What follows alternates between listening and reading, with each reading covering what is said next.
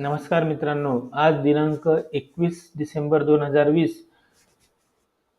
दुपारचे 4:10 झालेत. दररोज प्रमाणे निफ्टी इंडेक्सचं चार्ट ॲनालिसिस जे आपण करतो, जे सपोर्ट रेजिस्टन्स किंवा मार्केटची मुवमेंट काय असणार आहे याच्याबद्दल आपण डिस्कस करतो. तर लक्ष असेट सर्व्हिस या चॅनलवरती मी व्हिडिओ पोस्ट करत असतो.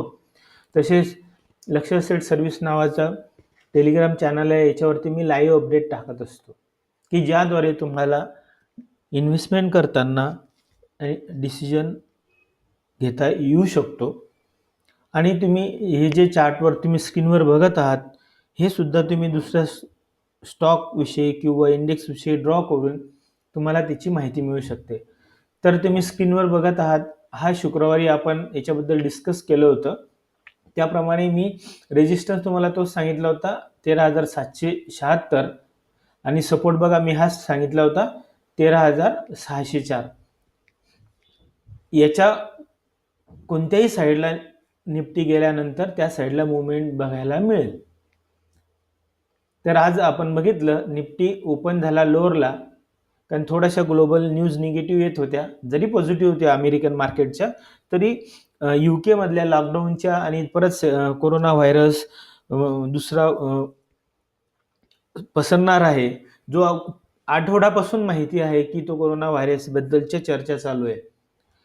तर एक ट्रिगर पाहिजे होता नंतर मार्केटला खाली यायला. तसेच काही फ्लाईट्स काही देशांनी बंद केल्यात. ह्या अशा क्युम्युलेटिव्ह सगळ्या न्यूज आल्यात आणि एक ट्रिगर पाहिजे असल्यामुळे जरी ग्लोबल मार्केट खाली पडत नव्हते तरी आपला इंडेक्स खाली पडला.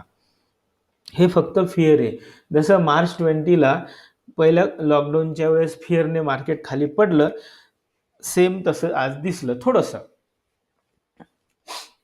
पण नंतर काय रेकॉर्ड हाय झाला. तर आज निफ्टी खाली आला. हा 13,600चा सपोर्ट पण क्रॉस केला आणि हा जी अप ट्रेंड लाईन आहे, आता महत्त्वाची गोष्ट जी अप ट्रेंड चॅनल आहे काढलेला आहे तो ब्रेक केला आहे आणि निफ्टी क्लोज झाला 13,283. जर तुम्ही 1 आवर चार्टवर बघितलं तर बघा, ही एक सपोर्ट लाईन मी फार अगोदर काढलेली होती, ही तुम्हाला पण माहिती असेल, मी ठेवत असतो बघा 13,160. तर 13,160च्या जवळपास लो घेऊन निफ्टी 13,283ला क्लोज झाला. बरोबर आहे. तर आता रेंज आणि सपोर्ट आणि सगळं चेंज होणार. आपण ॲरो अगोदर इथे काढत होतो, आता इथे आले. आता सरळ आहे. हा ॲरो आता मी इथे काढतो. उद्या बघा, उद्या जर म्हणजे अमेरिकन मार्केटमध्ये परत सेलिंग झालं आणि डाऊ फ्युचर किंवा एशियन मार्केट निगेटिव्ह ओपन झाला, आपण तर 13,160च्या खाली ओपन झालो तर खाली जाऊ शकतो. अन्यथा हा जो ॲरो काढलेला आहे बघा, म्हणजे सपोर्ट आहे 13,400, म्हणजे 13,400 रेजिस्टन्स आणि 13,160 सपोर्ट. ह्या रेंजमध्येच ह्या रेंजच्या खालीवरती कुठेही निफ्टी गेला तर त्या साईडला मूव्ह होऊ शकतो. पण सध्या जे फिअर आहे मार्केटमध्ये, अमेरिकन मार्केटमध्ये सुद्धा, युरोप मार्केटमध्ये सुद्धा त्याचा इफेक्ट आपल्या इथे दिसतोय. त्या फिअर मार्केटमध्ये उद्या एक तर निफ्टी इंडेक्स खाली जाऊ शकतो किंवा ह्या रेंजमध्ये कन्सोलिडेट होऊ शकतो. ओके. आणि दुसरी महत्वाची गोष्ट, जर तुम्हाला बाय करायचं आहे तर निफ्टी इंडेक्स 13,000 बघा, चांगला मी सपोर्ट रेजिस्टन्स हे सगळे काढून टाकतो. म्हणजे सस्टेन जर 13,500च्या वरती गेला, 13,500च्या वरती निफ्टी इंडेक्स गेला तरच बाय करायचं. अन्यथा एक तर तुम्ही साईडला राहा.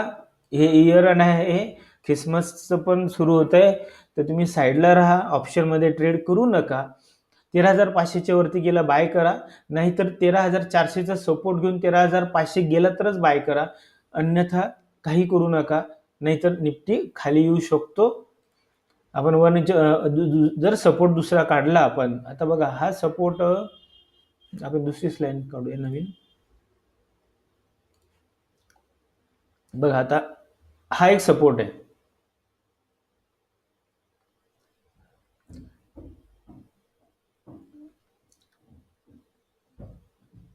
हा नाही, हा इथूनच बाउन्स झाला होता ना, मग हा 13,000, जवळपास 13,000, 13,000चा सपोर्ट आहे आता. हे मी मोठं करतो 1 आवर चार्टला, 15 मिनिटाला इथे करतो. जर 13,400च्या वरती ओपन झालं तर 13,500ला जाईल, पण बाईंग हे 13,500च्या वरती करायचं. जर 13,160च्या खाली ओपन झाला तर हा 13,000 जाईल, पण इथून परत शॉर्ट कव्हरिंग कधी पण येऊ शकतो, कारण मार्केटमध्ये लिक्विडिटी अजूनही भरपूर आहे. म्हणून 13,000च्या जर खाली गेला तर शॉर्ट करा. म्हणजे दोन रेंज आहे, दोन्ही सपोर्ट रेजिस्टन्स तोडले तर त्याच्या खालच्या रेंजला गेल्यानंतरच शॉर्ट करा किंवा बाय करा, अन्यथा साईडला बसा. काही गरज नाहीये, मजा पण बघायची कधी कधी असते. तुमचे स्टॉक्समध्ये काही स्टॉक्स बाय केलेले असतील तर स्टॉक्समध्ये प्रॉफिट बुकिंग केली तरी चालेल, जर प्रॉफिट असला तर, जशी तुमची जसं तुम्ही ठरवलेलं असेल त्या पद्धतीने. पण आता मार्केट सेंटिमेंट आजचा दिवस तरी निगेटिव्ह नसताना, खूप निगेटिव्ह नसताना चेंज झालाय. आता आपण बँक निफ्टी बघूया. आता बँक निफ्टीमध्ये तर खूप फॉल झालाय, सर्वात जास्त फॉल बँक निफ्टीमध्येच होत असतो. बघा, आपण जे पोस्ट केलं होतं इथे बघा, इथे वरती गेलाच नाही, 30,800च्या वरती, तिथूनच खाली फॉल झाला आणि सेकंड फॉल आला. बघा, मी हा ऑलरेडी सपोर्ट काढला होता 29,170. बघा, 29,170ला सपोर्ट घेऊन बँक निफ्टी इथे क्लोज झालाय. आता बँक निफ्टीचा सपोर्ट, कारण बँक निफ्टी पडायला पण चढायला बोथ साईड आहे. आता इथे सुद्धा बघा, हा आहे 29,900 किंवा 29,950. हार जर तोडला तर बँक निफ्टी जाऊ शकतो इकडे 28,500. तर बँक निफ्टीमध्ये मुवमेंट जास्त असते नेहमीप्रमाणे. बघूया उद्या काय होतं. अमेरिकन मार्केट आता सध्या काय ते बघूया आपण. मी सपोर्ट रेजिस्टन्सले सांगितले. बघा, उद्या सुद्धा बँक निफ्टीमध्ये 29,900च्या वरती गेला तरच बँक निफ्टी वरती जाऊ शकतो, नाही तर मग कन्सोलिडेट किंवा खाली जाऊ शकतो. आणि उद्या परत 29,170च्या खाली गेला आणि 29,900 क्रॉस केला खाली तर 28,500 कडे बँक निफ्टी जाऊ शकतो. पण कारण पॅनिक आहे, थोडीशी निगेटिव्ह न्यूज आली की सगळे स्टॉक सेल करतात. आज बास्केट सेलिंग पण झाली, त्याच्यामुळे बऱ्याच गोष्टी झाल्या. त्याच्यामुळे असं पण होऊ शकतं की जे सेलिंग व्हायचं ते होऊन पण गेलेलं आहे. मे बी उद्या रिकवर, उद्या दुपारून वगैरे रिकवर पण होऊ शकतं मार्केट सगळ्या साईडने. ह्या सपोर्ट रेजिस्टन्स दोघांचे लक्षात ठेवा. आता आपण आता हे तर मी तुम्हाला बँक निफ्टीचं सांगितलं. आणि सध्या काय चालू आहे बघा, डाऊ फ्युचर -500, जो आपलं मार्केट चालू असताना -200 होता, अगोदर -100च होता, तरी आपलं मार्केट खाली पडलं होतं. पण नंतर तो आता -500 गेला. आणि युरोपियन मार्केट सुद्धा, युरोप सुद्धा बघा, डॅक्स आणि हे जवळपास 3-4% खाली पडले. फक्त फिअर आहे, लॉकडाऊन सुरू होतंय. नंतर ब्रेक्झिट डील सुद्धा परत आता पुढे ढकलली गेली आहे, पूर्ण फायनल झालेली नाही आहे. शेवटच्या आठवड्यामध्ये त्याचं फायनलायझेशन होणार आहे. आणि युएस स्टिम्युलस पॅकेजचे आज रात्री डिस्कशन होणार आहे लेट, म्हणजे अमेरिकन मार्केट ओपन झाल्यावर सुद्धा युरोपियन युएस स्टिम्युलस पॅकेज बद्दल फायनलायझेशन होणार नाहीये. म्हणजे त्यांचं मार्केट, अमेरिकन मार्केट क्लोज व्हायला येईल तेव्हा त्या डील बद्दल वोटिंग किंवा डिस्कशन होईल आणि तेव्हा आपल्याला कळेल. म्हणजे उद्या सकाळी आपल्याला जर कळेल, जर उद्या डील झालेली पॉझिटिव्ह न्यूज आली तर उद्या मार्केट रिकवर होईल, नाहीतर उद्या परत आपले सगळे मार्केट खाली पडू शकतात. पण ऑलवेज माझी पोस्ट आहे, मी टाकतो बघा, हे तर निफ्टी बद्दल टाकलेलं आहे. Till global news not negative, तेव्हाची गोष्ट आहे बरं का, 3 वाजे 3 वेळा. Be careful for short side, ते होतं.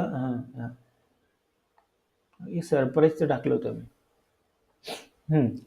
It is planned selling cost taken covid again. हां बघा, 3:34 टाकले. Many surprises yet to come, be ready, any side. म्हणजे कोणतीही सरप्राईज येऊ शकतात, कारण 2020च इयर असं आहे की सरप्राईजचे काही होते. खाली गेलं, नंतर लाईफ टाईम ह्याला गेलं, नंतर ही पॅनिक सेलिंग आली, समथिंग डिफरंट होते. त्याच्यामुळे असं पण होऊ शकतं की मार्केट अजून खाली जाऊ शकतं किंवा परत वरती जाऊ शकतं. Anything can possible in 2020. आता फक्त किती आहे, आजची तारीख आहे 21, म्हणजे 10 दिवस राहिलेत, 31 महिना असतो. तर 10 दिवसामध्ये काय होतं ते बघूया.